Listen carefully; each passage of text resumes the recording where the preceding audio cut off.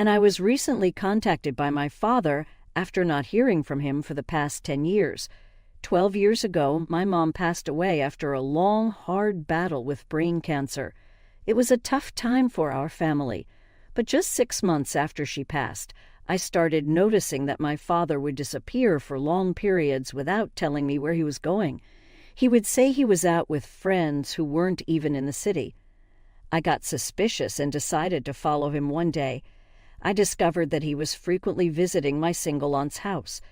My aunt is 3 years younger than my mother and has 2 kids, a son and a daughter slightly older than me from a previous marriage. She got divorced after just a year, and her ex-husband didn't want custody, so she raised the kids with the child support and alimony she received. Money was never a problem for her because her ex-husband was wealthy. My mother and aunt were very close, and my aunt supported my mom until her last breath. So it was shocking to see my dad visiting her. After a few days of following him, I finally mustered the courage to ring her doorbell and find out what was going on. When my aunt opened the door, I confronted them both. I asked why my father had been lying about where he was and why he was visiting my aunt so often. They finally told me they had been in a relationship for the last couple of years since my mother's diagnosis. They hadn't wanted to hurt my mom or stress her out more during her limited time, so they kept their relationship a secret.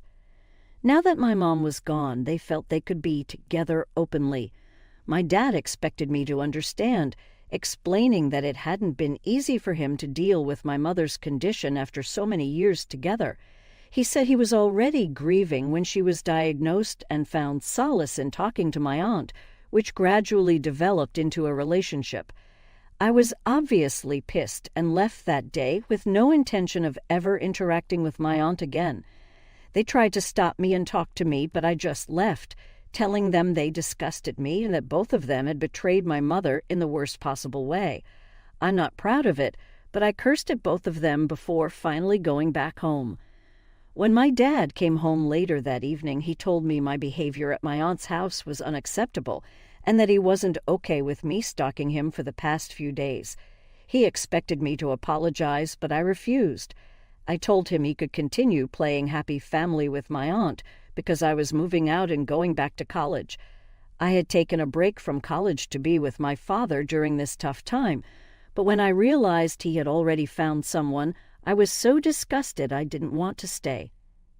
After I went back to college, my dad sent me an email saying he was selling the house I grew up in and moving in with my aunt.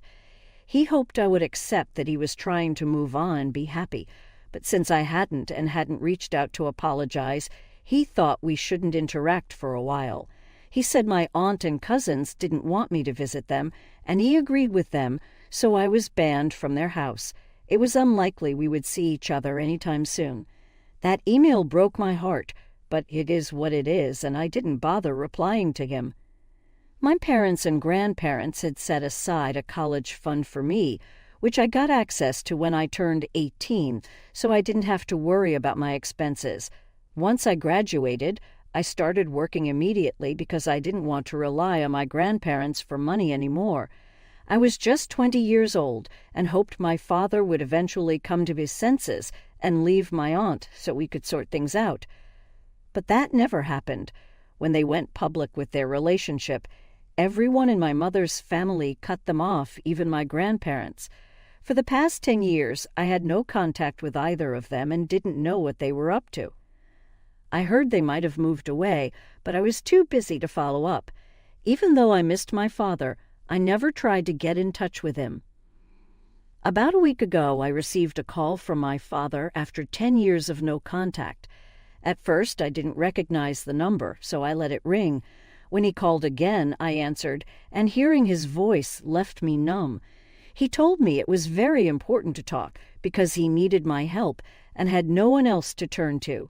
He was in a retirement home and had been there for 3 months because of my aunt and her kids who had taken things too far. After going public with their relationship, everyone cut them off, so they moved to the suburbs to get away. Things were fine for a while since her children were grown and only visited once or twice a month, But every time they visited, they took money from my dad and aunt to fund their lifestyle. After a few years, my dad told my aunt he couldn't support this behavior anymore. My aunt insisted that as parents, they should support their children no matter what. After many fights, they agreed that my dad would stop giving money, but my aunt would continue. This went on for a few more years until a few months ago, when her kids demanded an exorbitant amount of money to start their own business. They didn't want to invest their own money, so they asked my aunt and my father to invest. My aunt tried hard to convince him, but he refused until he was sure they could succeed. They had no practical knowledge and didn't even have a proper business model. Their fights escalated, and eventually my aunt decided she didn't want to live with it anymore. Since they were never married and the house belonged to her, she kicked him out. For the past couple of months, he had been living in a retirement home. My cousins were treating him nicely to get money for their investment, but a few weeks ago, they gave him an ultimatum. He had 1 month to decide whether to help with the money, or they would stop paying for his stay, leaving him to find somewhere else to live. Everyone assumed he had a lot of money and was comfortable, but his company had struggled during the pandemic, and he wasn't as wealthy as they thought. There was no way he could come up with the money they were asking for, even if he wanted to. Now he was in a difficult position, losing on both sides, and he didn't know what to do. He called me for help because he thought I was doing well and might buy him something or let him stay with me for a few months. He needed time to figure out a way out of his mess. Even though he said he wouldn't invest in their business, he was sure my cousins would ask him to pay back the amount they had spent on his stay. It was a whole mess, and just hearing about it made me sick. I couldn't believe people could stoop so low. I told my father I needed time to think about it, but honestly, I don't think I can help him. Yes, I'm doing well, but we haven't been in touch for the past 10 years. I don't want to go out of my way to help someone who never bothered to look out for me when it was his turn. So, after telling him I'd think about it, I blocked his number a few days later. I'm already swamped at work and don't need this added stress. Besides, I have my own life to manage and need to save for my future. My boyfriend and I have been together since college, and we're planning to get married in a couple of years. Right now, we're living separately because of his work, but soon enough he will be back and we will be living together. I won't be able to support my father financially or by letting him live with me, so there's no point in helping him now only to kick him out later. Instead of putting him through that, I'm choosing not to help him at all. He can come clean and let everyone know he doesn't have the money they think he does because his company hasn't been doing well. After that, he can use whatever money he has to rent an apartment. I think that's a fair solution.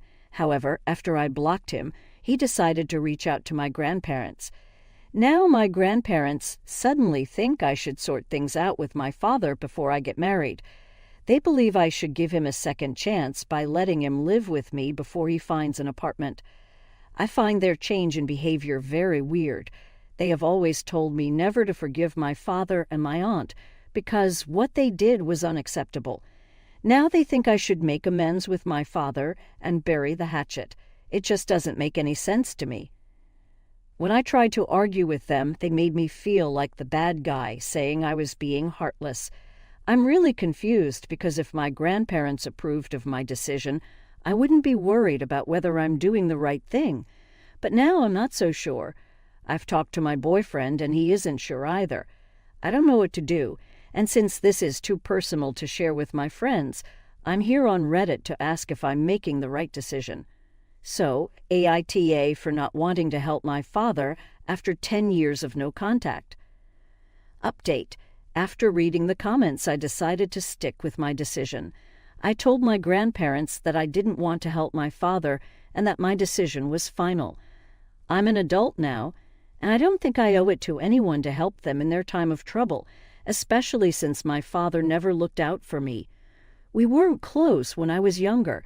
He was mostly working, and even when he was home, he never tried to bond with me like a father should.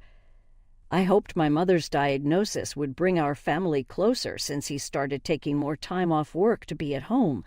Unfortunately, his relationship with me didn't change. Instead, he spent that time creating a bond with his sister-in-law. That was his choice, and now I'm making mine. I don't think I owe anything to a man who treated my deceased mother so poorly when she was fighting for her life. It makes me wonder if she had survived, would my father have chosen her or my aunt? According to him, their relationship started right after my mother's diagnosis, but that's all irrelevant now because nothing worked out for him. The only people on his side are my grandparents, and I find that very confusing. I told my grandparents that I'm not going to help him out, and if they want to be mad about it, they are free to do so. It's not going to affect my decision. I have a life ahead of me and can't take on my father as a burden. My choice of words might upset some people, but right now, he is a burden to me. I've discussed everything with my boyfriend, and he thinks I'm doing the right thing. He never sugarcoats things, so I trust his opinion. My conscience is clear, and I don't feel bad about anything. Update. Last week, I texted my grandparents, telling them I didn't want to help my dad and that it was my final decision. They couldn't manipulate or guilt-trip me into changing my mind. For a few days, they didn't try to talk to me and just left my message on read. But today, they decided to visit me in person to try to change my mind. I don't know why they thought it would work, because I made it clear in my message that I didn't want them to stress me out. I'm really busy at work. Anyway, they showed up at my house just as I returned from work, and I was exhausted. I was in no mood to entertain their nonsense, so when they rang the bell, I immediately told them I was very tired and not ready to discuss anything emotionally heavy. Despite my clear reluctance, they insisted on coming inside. They began talking about how upset my father was with me and how they believed I should show more compassion and humanity towards him. Feeling irritated, I decided to let them speak, hoping they'd eventually take the hint and leave. I stayed silent, hoping to avoid a prolonged argument. However, they showed no signs of stopping. They continued talking about my father's distress in the retirement home.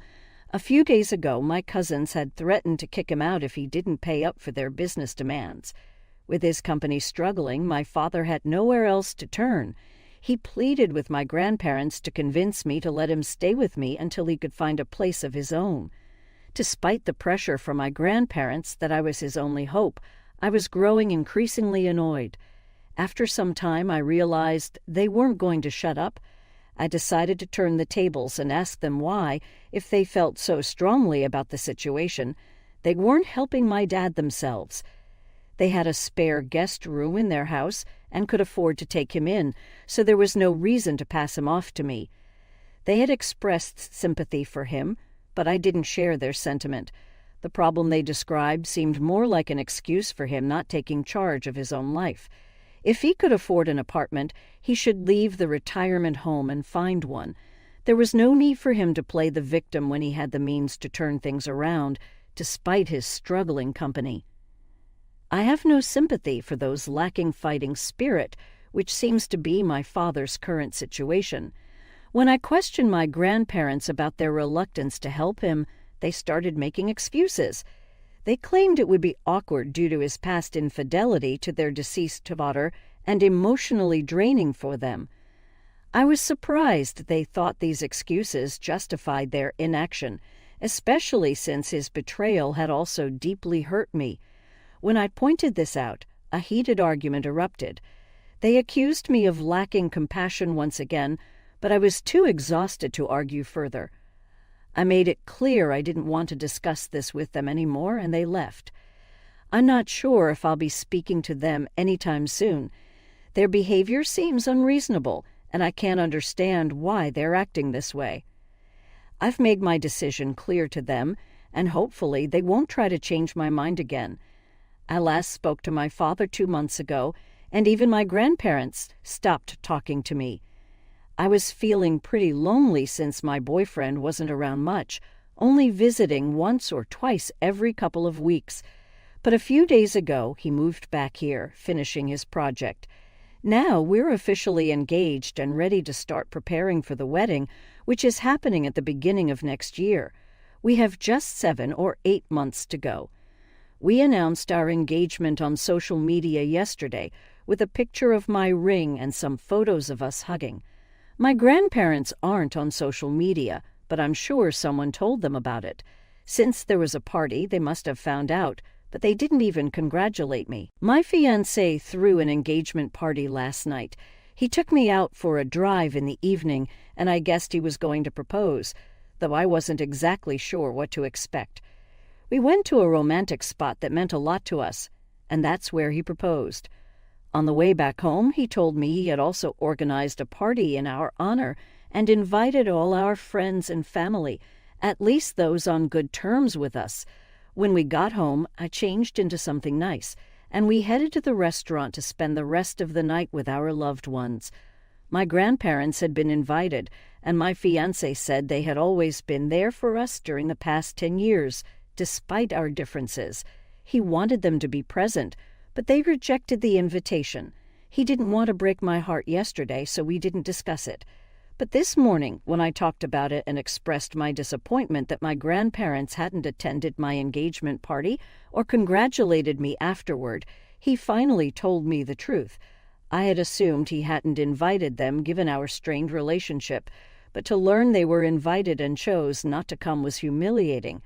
I can't understand why they're suddenly so passionate about helping my father. It doesn't make sense. But I guess cutting me off is worth it to them. To each their own, I suppose. Update 4. Hey everyone, I'm getting married in a month, and the invitations have been sent out. My grandparents didn't receive one because a couple of weeks ago, I finally figured out why they were so keen on me helping my father. My dad and I hadn't been in touch since our last phone call when I decided not to help it and blocked him instead. He reached out a couple of weeks ago with an email explaining everything.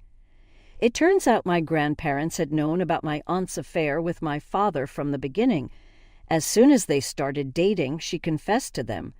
They advised her not to tell my mom, who was battling cancer, to spare her the pain. They maintained a facade of disdain toward my aunt and dad over the past 10 years to avoid alienating me. This betrayal shattered my trust in them, and I'm relieved they're no longer in my life. They deserve each other. My father had manipulated my grandparents into pressuring me to help him. When their efforts failed, he decided to reveal the truth and sent me proof via email. It's shaken me deeply to realize I've been living a lie for the past decade. Coping with this isn't easy, but focusing on the upcoming wedding helps distract me. After that, my fiancé and I are looking forward to our honeymoon, which I hope will help me move on for good. I'm incredibly grateful to have such a supportive partner by my